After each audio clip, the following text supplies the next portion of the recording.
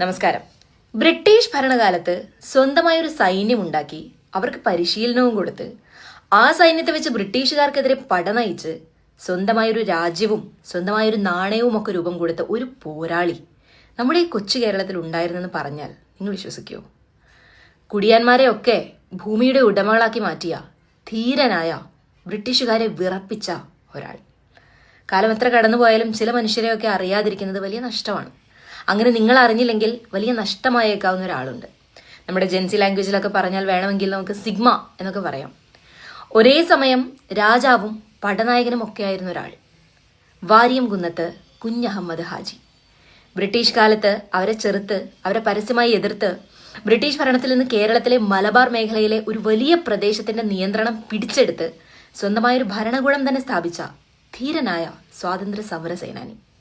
തന്റെ നാട്ടുകാരനായ അലി മുസ്ലിയാർ എന്ന് പറയുന്ന ആള് ബ്രിട്ടീഷുകാർ അറസ്റ്റ് ചെയ്തെന്നും പള്ളി കൊള്ളയടിക്കപ്പെട്ടു എന്നൊക്കെ അറിഞ്ഞപ്പോൾ ബ്രിട്ടീഷുകാർക്കെതിരെ ആയുധമെടുക്കാൻ തീരുമാനിച്ച കുഞ്ഞഹമ്മദ് ഹാജി ചെയ്തത് സ്വന്തമായിട്ട് ഒരു സൈന്യത്തെ തന്നെ ഉണ്ടാക്കിയെടുക്കുകയായിരുന്നു. 75,000 പേരുടെ സൈന്യമാണ് അദ്ദേഹം ഉണ്ടാക്കിയത്.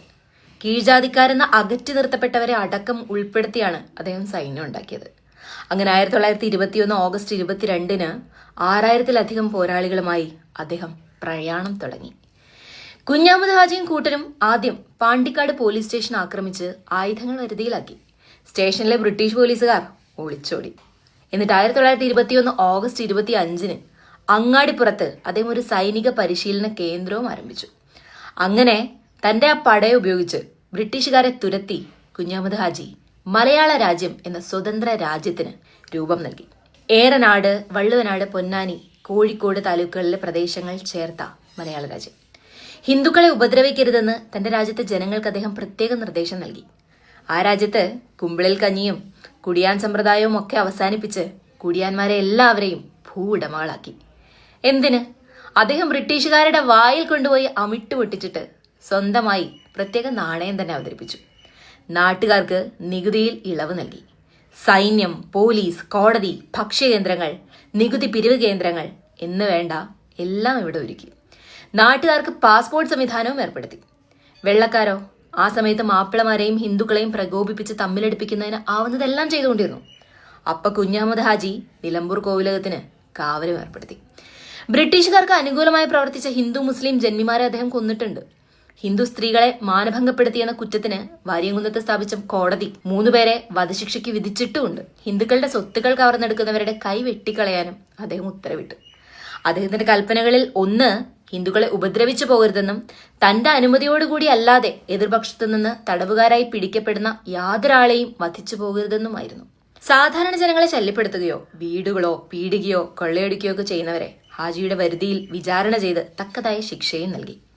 പാണ്ടിക്കാട്ടെ ഗൂർഖ റെജിമെന്റിന്റെ ക്യാമ്പ് ആക്രമിച്ച് 75 പേരെ ഹാജിയും സംഘവും വധിച്ചിട്ടുണ്ട്. അതുപോലെ തന്നെ ഗൂഡല്ലൂർ പോലീസ് ട്രെയിനിങ് ക്യാമ്പ് ആക്രമിച്ച് ബ്രിട്ടീഷ് സൈനികരെ വകവരുത്തിയിട്ടുമുണ്ട്. അങ്ങനെ ജനങ്ങൾക്കിടയിൽ ഹാജിക്ക് ലഭിച്ചുകൊണ്ടിരുന്ന സ്വാധീനം നമ്മുടെ ബ്രിട്ടീഷ് പോലീസ് മേധാവികളെ അസ്വസ്ഥമാക്കിക്കൊണ്ടേയിരുന്നു. ബ്രിട്ടീഷുകാര് വള്ളുവങ്ങാട്ടേക്ക് കടക്കാതിരിക്കുന്നതിന് കാരക്കത്തോട് പാലം കുഞ്ഞഹമ്മദ് ഹാജി തകർത്ത് കളഞ്ഞിരുന്നു. വള്ളുവങ്ങാട്ട് പള്ളിയിൽ വലിയൊരു കുളമുണ്ട്. ഈ കുളത്തിനുള്ളിൽ മണ്ണാത്തി പുഴയിലേക്ക് ഒരു തുരങ്കം ഉണ്ടായിരുന്നു. ഏകദേശം 1 കിലോമീറ്റർ അധികമുള്ള തുരങ്കം.